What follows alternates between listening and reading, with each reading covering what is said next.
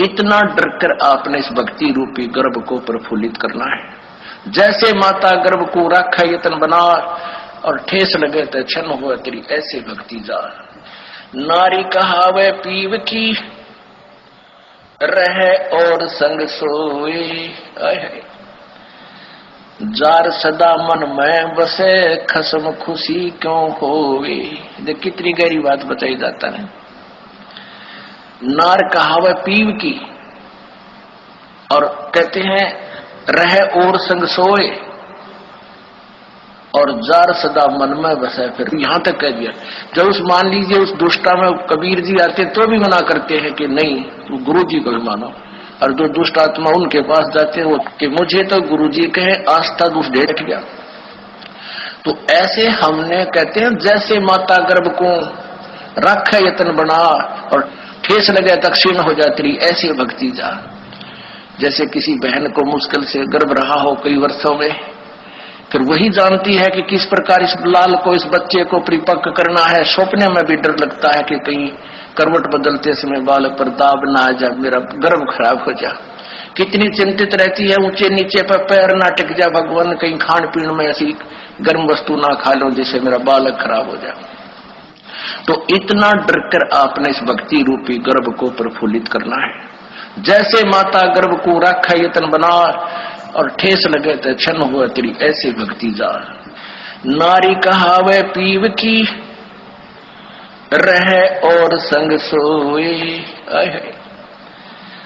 Jar सदा मन में बसे खसम खुशी क्यों होवे। देख कितनी गहरी बात बताई जाता है। नार कहावे पीव की और कहते हैं रहे और संग सोए और जार सदा मन में बसे फिर खसम खुशी क्यों होए। आन उपासना अन्य के अंदर आस्था नहीं रखनी।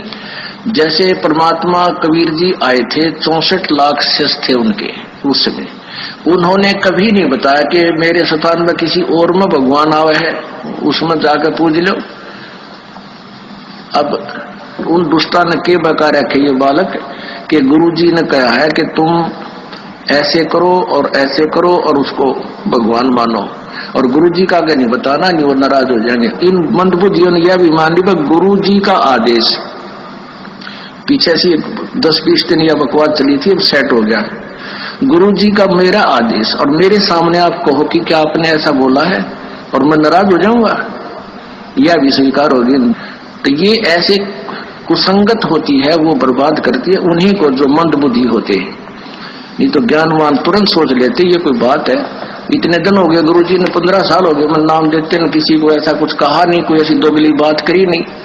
तो उन दुष्टों ने ऐसी चाल चली कि गुरुजी का आदेश बता दिया, सब बेचारे 10-20 ये उनके द्वारा बताएगी क्रिया करने लगे तो हमारे उसे खत्म हो गए भगवान के अकाउंट से।